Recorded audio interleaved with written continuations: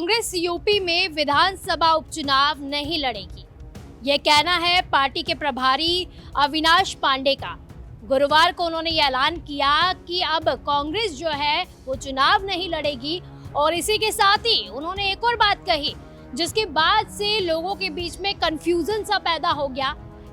उन्होंने कहा कि जो कांग्रेस है वो इंडिया गठबंधन के प्रत्याशियों को पूरा सपोर्ट करेगी कि उत्तर प्रदेश में कांग्रेस पार्टी अपने उम्मीदवार नहीं उतारेगी एवं इंडिया गठबंधन के सभी उम्मीदवारों को एकजुटता के साथ, मजबूती के साथ उनकी विजय के लिए प्रयासरत रहेंगे। फिर क्या था, लोगों के बीच में कंफ्यूजन पैदा हो गया क्योंकि इसी बीच समाजवादी पार्टी ने कुछ ऐसा कह दिया कि कहीं ना कहीं कांग्रेस की फजीहत करने का प्रयास भी किया गया समाजवादी पार्टी द्वारा और लोगों के बीच में जो कंफ्यूजन था उसे भी साफ कर दिया गया।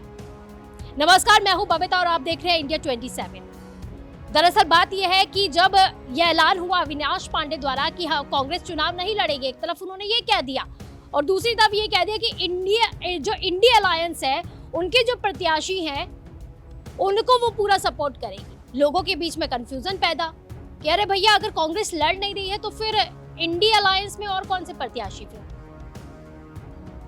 क्योंकि पहले समाजवादी पार्टी और कांग्रेस यही कह रही थी कि वो दोनों साथ मिलकर चुनाव लड़ने वाले हैं, बीजेपी को हराने वाले हैं, यही बात वो कह रही थी।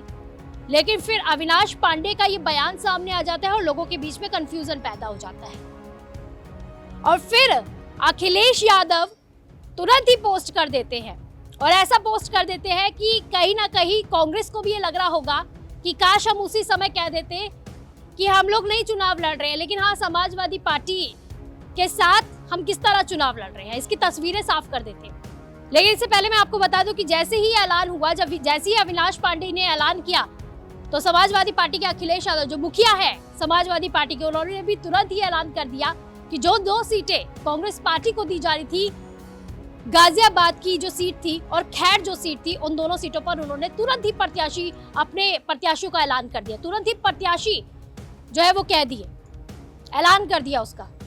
बिल्कुल ऐसा लग रहा था कि अखिलेश यादव तो ये चाहते ही थे कि कब जो है कांग्रेस ये कहे कि हम नहीं लड़ रहे हैं और समाजवादी पार्टी तुरंत ही अपने उम्मीदवारों के नामों का ऐलान कर दे। बिल्कुल ऐसा ही लग रहा था क्योंकि जो एक्शन है वो काफी कुछ बता देता है। और इसी बीच फिर अखिलेश यादव ने एक पोस्ट भी कर दिया। पहले आपको वो पोस्ट बता देते हैं। पोस्ट ये किया गया, उन्होंने ये लिख दिया कि बात सीट की नहीं जीत की है। इस रणनीति के तहत इंडिया गठबंधन के संयुक्त प्रत्याशी सभी 9 सीटों पर समाजवादी पार्टी के चिन्ह साइकिल के निशान पर चुनाव लड़ेंगे। कांग्रेस और सपा एक बड़ी जीत के लिए कंधे से कंधा मिलाकर खड़ी है। इंडिया गठबंधन इस उपचुनाव में जीत का एक नया अध्याय लिखने जा रहा है। कांग्रेस पार्टी के शीर्ष नेतृत्व से लेकर बूथ स्तर तक के कार्यकर्ताओं के साथ आने से समाजवादी पार्टी की शक्ति कई ज्यादा गुना बढ़ गई है और इसी के साथ ही उन्होंने ये भी कहा कि देश का संविधान, सौहार्द और पीडीए का मान सम्मान बचाने का चुनाव है। यानी कि जो कांग्रेस कहीं ना कहीं इससे ये कहते हुए बच रही थी कि हम खुद नहीं चुनाव लड़ रहे हैं, अपनी पार्टी के नाम पर चुनाव नहीं लड़ रहे हैं, बल्कि हम समाजवादी पार्टी के नाम पर अब वोट मांगेंगे, उनके नाम पर, उनके चुनाव चिन्ह पर जो है वो चुनाव लड़ेंगे, जिसे कहने में कहीं ना कहीं उन्हें संकोच पैदा हो रहा था। वो अखिलेश यादव ने अपने पोस्ट द्वारा पूरा ही क्लियर कर दिया, ये दिखा दिया कि समाजवादी पार्टी बड़ी है, समाजवादी पार्टी मजबूत है। एक तरफ से यही दिखाने का प्रयास किया गया और वहीं पर फिर इस तरह से राहुल गांधी को बुरा न लग जाए कि साइकिल के चिन्ह पर हम लोग चुनाव लड़ रहे हैं, तो उन्होंने एक और पोस्ट कर दिया जिसमें उन्होंने अपनी दोस्ती की मिसाल कायम रखने के लिए दोस्ती की मिसाल दी है कि हमारी दोस्ती कितनी गहरी है। इसको लेकर भी उन्होंने एक पोस्ट किया और लोगों के सामने, जनता के सामने ये दिखाने का प्रयास किया कि भैया ये मत समझिएगा कि इंडिया अलायंस में कहीं ना कहीं दरारें पड़ गई है, जो कि लोगों को दिख भी रहा था।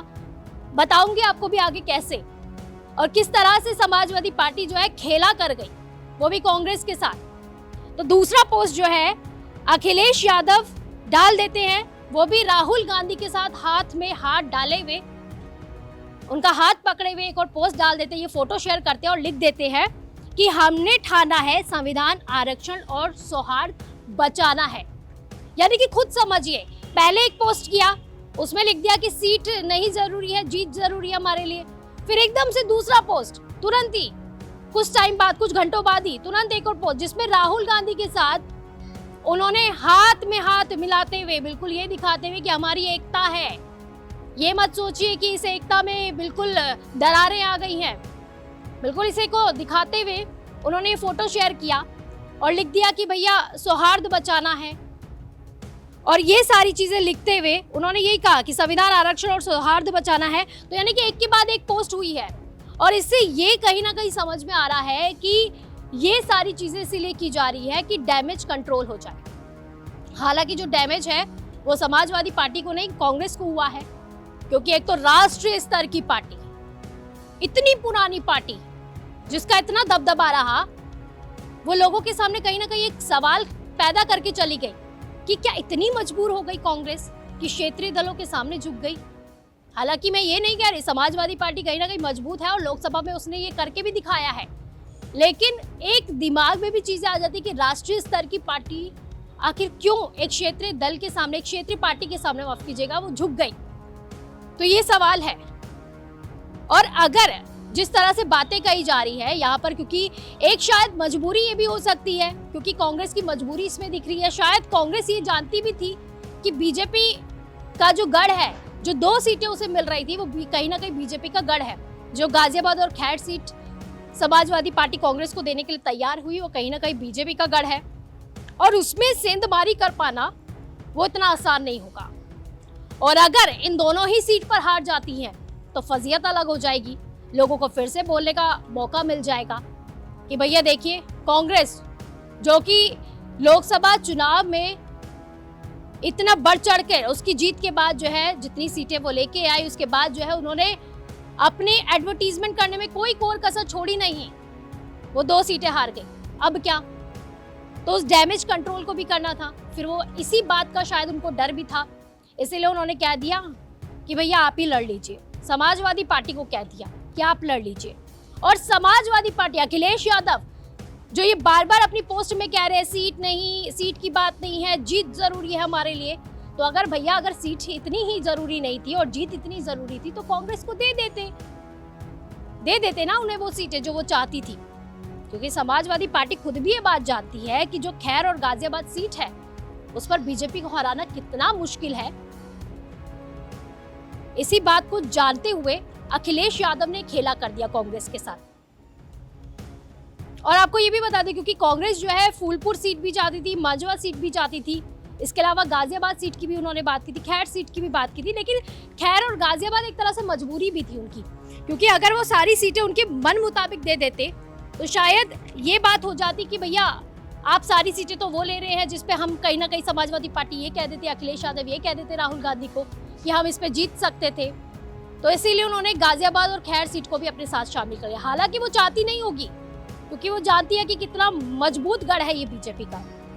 जो सीटें थी फूलपुर, खैर, गाजियाबाद, मंझवा और मीरापुर सीट, ये वो सीटें थी जो कांग्रेस चाहती थी। लेकिन सहमति किस पर बनी? अखिलेश यादव ने क्या खेला किया यहाँ पर? खेला ये कर दिया कि नहीं, हम ये बाकी सीटें नहीं देंगे, आप 2 सीटें लेना चाहते हैं जिसमें से आपने बोला भी है, तो आप गाजियाबाद और खैर सीट ले लीजिए।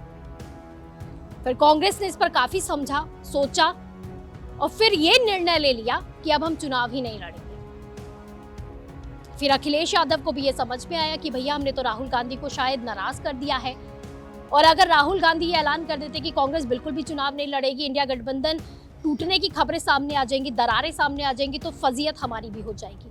और जो बची कुची चीजें लेकर हम चल रहे हैं जनता के सामने, तो जनता का विश्वास भी टूट जाएगा और शायद इस पर जो हमारा वोट बैंक एक बन चुका है उस पर सेंधमारी भी हो जाएगी और बीजेपी को इसका पूरा फायदा मिल जाएगा।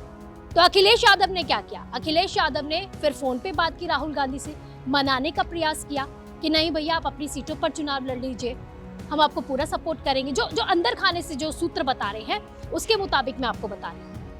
उन्होंने ये प्रयास किया, काफी घंटों तक लंबी बातें चलती रही, लेकिन फिर आखिर में निर्णय ये लिया गया कि राहुल गांधी ने अखिलेश यादव को ये कह दिया कि भैया आप ही चुनाव लड़ लीजिए, हम आपको पूरा सपोर्ट देंगे बाहर से। और फिर अखिलेश यादव ने थोड़ा दिमाग लगाया और ये कह दिया कि चलिए ठीक है भैया, अगर आप चाहते हैं कि हम चुनाव लड़ें तो आप ये कर दीजिए कि जो अपने प्रत्याशी है उसको भी साइकिल के चिन्ह पर चुनाव लड़वा दीजिए, ताकि लोगों को ये लगे कि समाजवादी पार्टी के ही लोग उतरे हैं और कांग्रेस, लेकिन रहेंगे किसके? कांग्रेस के रहेंगे वो, और इंडिया गठबंधन के जो हम नारे दे रहे हैं वो भी बच जाएंगे। तो ये सारी चीजें हुई।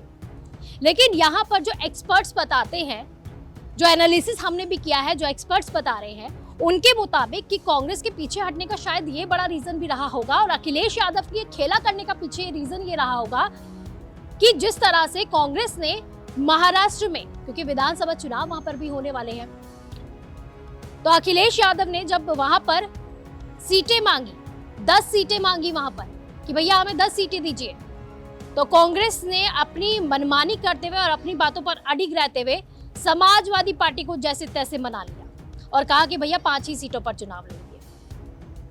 अखिलेश यादव का गुस्सा बढ़ गया, बिल्कुल बड़ा होगा, क्योंकि ये पहली बार नहीं है जब कांग्रेस ने इस तरह से समाजवादी पार्टी को ठुकराया हो, या फिर उनकी बातें पे ज्यादा ध्यान न दिया हो, या फिर फॉर ग्रांटेड ले लिया हो, एक तरह से ये कहा जा सकता है।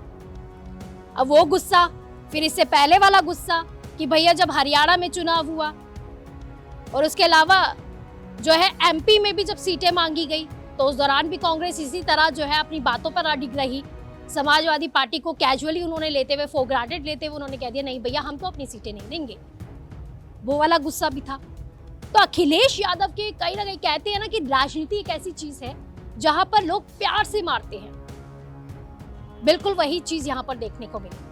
अखिलेश यादव का कहीं ना कहीं वो गुस्सा तो रहा होगा, क्योंकि कार्यकर्ताओं का दबाव भी उन पर रहा होगा कि भैया हमें भी अपनी पार्टी जो है एक तरह से दिखानी है, राष्ट्रीय स्तर पर लानी है। जिस तरह से आम आदमी पार्टी ने जो है किया है वैसे हम भी करना चाहते हैं, क्योंकि हर पार्टी का ये एक ड्रीम भी रहता है, एक सपना रहता है कि वो राष्ट्रीय स्तर की पार्टी बने। और खासकर समाजवादी पार्टी का इसलिए भी है क्योंकि मुलायम सिंह यादव की जब से मौत हुई और विरासत अखिलेश यादव के हाथ में गई, तो एक बड़ी चुनौती उनके सामने भी, अपने कार्यकर्ताओं के सामने खुद को साबित करने की चुनौती भी उनके सामने है। तो वो कार्यकर्ताओं का गुस्सा भी रहा होगा, दबाव भी रहा होगा अखिलेश यादव के ऊपर, और उन्होंने कहा होगा कि भैया हम क्यों नहीं राष्ट्रीय स्तर की पार्टी बन सकते, कांग्रेस क्यों राष्ट्रीय स्तर की पार्टी, और उन्हीं की बात हम क्यों माने। तो वो गुस्सा कहीं ना कहीं था, और ये गुस्सा अखिलेश यादव ने यूपी विधानसभा उपचुनाव पर निकाल दिया। इतना मजबूर कर दिया कांग्रेस को कि कांग्रेस ने कह दिया भैया तुम ही लड़ लो चुनाव। सपोर्ट की बात कही है, लेकिन साइकिल के चिन्ह पर वो लड़ रही हैं। तो इस तरह का खेला किया है अखिलेश यादव ने। और एक बात ये भी आ जाती है, शायद कांग्रेस के पीछे हटने का रीजन ये भी है क्योंकि जब मंथन हुआ होगा कि सहयोगी दलों के सामने वो शायद इसलिए भी झुक रही है। एक बड़ा रीजन ये भी है कि जब हरियाणा में अपनी मनमानी कर ली, अपनी बात मनवा ली, वैसा ही जम्मू कश्मीर में भी कर दिया, लेकिन जब परिणाम आए वो निराशाजनक थे। उसने कहीं ना कहीं सहयोगी दलों को ये बोलने पर छूट दे दी, घेरने का प्रयास करने लगे, क्योंकि सहयोगी दल कांग्रेस को ये छूट दे दी गई कि भैया आप तो कह रहे थे कि आप ज्यादा सीटें लेंगे, लेकिन जो रिजल्ट आया वो तो बिल्कुल निराशाजनक है, वैसा रिजल्ट तो हमें देखने को नहीं मिला है। तो इस तरह भी कहा जा सकता है कि कांग्रेस बैकफुट पर आ गई। तो ये सारी चीजें थी जिसकी वजह से अखिलेश यादव ने खेला कर दिया, क्योंकि गुस्सा भी था, पुराना गुस्सा भी था, और कांग्रेस का ये रीजन हो सकता है क्योंकि जितनी भी जगह पर उन्होंने मनमानी की तो वैसा उन्होंने रिजल्ट नहीं दिखाया सहयोगी दलों को कि वो उनका भरोसा जीत सके। लेकिन अब बात यहाँ पर यह आ जाती है कि जिस तरह से एक राष्ट्रीय स्तर की पार्टी कांग्रेस क्षेत्रीय दल की पार्टी के सामने झुक गई है, तो क्या इसी तरह फ्यूचर में भी देखने को मिलेगा? क्योंकि अखिलेश यादव जिस तरह से कह रहे थे कि सीट नहीं जीत जरूरी है, वैसे ही अब क्षेत्रीय पार्टी अन्य राज्यों में भी कहेगी अरे भाई सीट नहीं जीत जरूरी है, इसलिए आप हमारे चुनाव चिन्ह पर लड़ लीजिए, लड़ेंगे तो हमें ज्यादा जीत मिल जाएगी। तो क्या इस तरह का बर्ताव अब कांग्रेस को अन्य राज्यों में भी देखने को मिलेगा? और एक बात यहाँ पर यह भी आ जाती है, शायद अखिलेश यादव का कांग्रेस पर भरोसा इसलिए भी नहीं है क्योंकि कहते हैं ना कि हम पिछले चुनावों से बहुत कुछ सीखते हैं। पिछले चुनावों में भी दोनों पार्टियां साथ में थी, लेकिन उस तरह का प्रदर्शन वो नहीं कर पाई थी। तो इस बार जो है अखिलेश यादव के दिमाग में आया होगा कि इतना बड़ा रिस्क क्यों लेना, क्योंकि 2024 का ये जो उपचुनाव है, अखिलेश यादव इसे 2027 के विधानसभा चुनाव का सेमीफाइनल भी मान रहे हैं, और इसका जो रिजल्ट आएगा उससे समाजवादी पार्टी का कद कितना बड़ा है वो भी पता चल जाएगा। तो शायद इसलिए ज्यादा सीरियस है और इसीलिए कांग्रेस को लेकर वो कोई भी रिस्क नहीं लेना चाहते। लेकिन फिर से मैं वही बात दोहरा देती हूँ, क्योंकि अभी मैंने हाल ही में ये कहा कि क्या अब जिस तरह से यूपी में हो चुका है, क्या अब कांग्रेस आगे भी ऐसी होने वाली है? क्या राष्ट्रीय स्तर की पार्टी क्षेत्रीय स्तर की पार्टियों के सामने झुक जाएगी? और वहीं पर क्या कांग्रेस इससे अब और बिखर जाएगी? क्योंकि कांग्रेस कार्यकर्ताओं के अंदर कहीं ना कहीं गुस्सा भी होगा, क्योंकि हर एक कार्यकर्ता, हर एक पार्टी के जो पदाधिकारी होते हैं वो यही चाहते हैं कि हमारी पार्टी ज्यादा हाईलाइट हो, और खासकर वो लोग जो कि राष्ट्रीय स्तर की पार्टियों के साथ जुड़े होते हैं। तो ये वाला भी चीजें होंगी, और देखने वाली बात ये होगी कि कांग्रेस ने ये जो दरिया दिली दिखाई है, क्या इसका परिणाम उसी तरह आ पाएंगे जैसा वो सोच रहे हैं, या फिर एक बड़ा खेला राहुल गांधी ने भी कर दिया कि अगर रिजल्ट जो है मन मुताबिक नहीं आए तो कहीं ना कहीं समाजवादी पार्टी को घेरने का भी मौका उन्हें मिल जाएगा कि भैया हमने भी तो आपको दे दिया ना पार्टी के, हमने भी तो आपको सीटें दे दी, तो आपने कौन सा प्रदर्शन कर दिया। हालांकि ये सारी चीजें आने वाला वक्त ही बताएगा कि जनता किसे दुलारती है, उचकारती है और किसे नकारती है। आपका क्या कुछ कहना है इस बारे में जरूर कमेंट करें, और हाँ, इस वीडियो को शेयर करना ना भूलें, लाइक करना ना भूलें और चैनल को सब्सक्राइब करना बिल्कुल ना भूलें। नमस्कार।